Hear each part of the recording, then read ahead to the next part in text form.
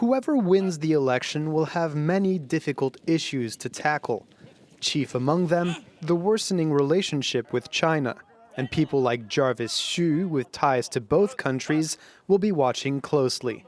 Xu spent 6 years living in the US before he brought his love of American football back to Beijing. He still hopes to return, but Trump's new immigration policies for Chinese students are tougher than ever. Over 1,000 students have seen their visas revoked because of their links to the army. I'm also looking into going to grad school, either in the US or now I might have to look somewhere else because the policy has become really less and less friendly for people like me.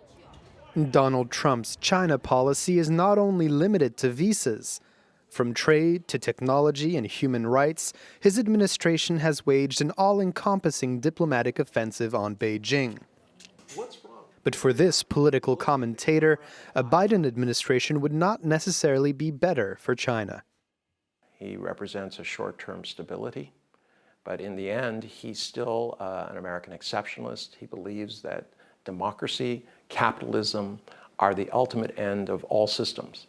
And I think he, much like Trump, he sees China's success over these last 40 years as kind of an existential threat to the kind of values that Americans have.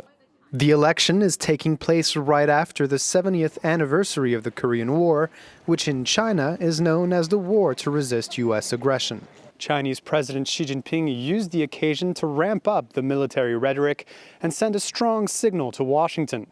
If Beijing's interests are threatened, China won't shy away from a fight.